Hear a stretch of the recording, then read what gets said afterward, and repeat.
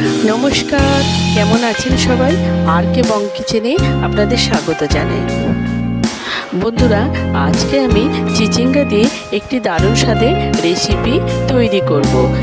এটা খেতেও খুব দুর্দান্ত হয় আর এটা কম সময়েও বানিয়ে নেওয়া যায়। চিচিঙ্গাটাকে ভালোভাবে কেটে ধুয়ে নিয়েছি। গ্যাসে একটা প্যান বসিয়ে দিয়েছি।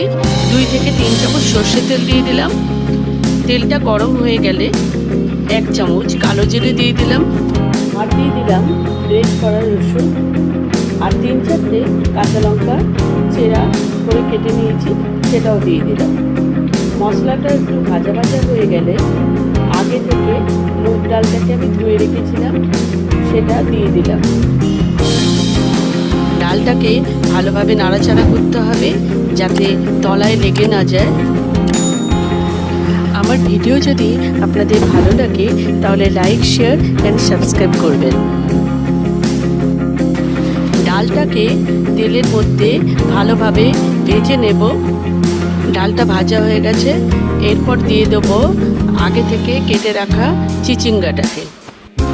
এরপর চিচিঙ্গাটাকে ডালের সাথে ভালোভাবে মিশিয়ে নিয়ে 1 চামচ হলুদ দিয়ে দিলাম, আর দিয়ে দিলাম স্বাদ মতো নুন। অল্প নাড়াচাড়া করে 5 থেকে 7 মিনিটের জন্য ঢাকা চাপা দিয়ে দেবো। এরপর চিচিঙ্গাটা থেকে জল বেরিয়েছে, কিন্তু পুরোপুরি সিদ্ধ হয়নি, তাই আবারও ঢাকা চাপা দিয়ে দিলাম।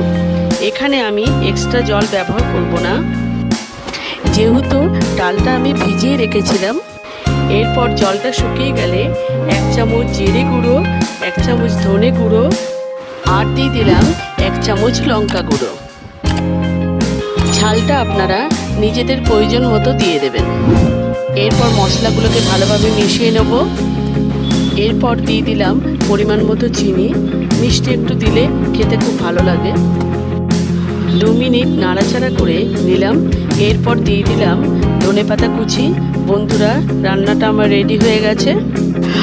এটা ভাত, রুটি দুটোতেই খুব ভালো লাগে। আপনারা বাড়িতে এইভাবে মুগ ডাল দিয়ে বানাবেন, আশা করি খেতে ভালো লাগবে। তাহলে আজকে ভিডিওটা শেষ করছি, পরবর্তী আরেকটা ভিডিওতে দেখা হবে।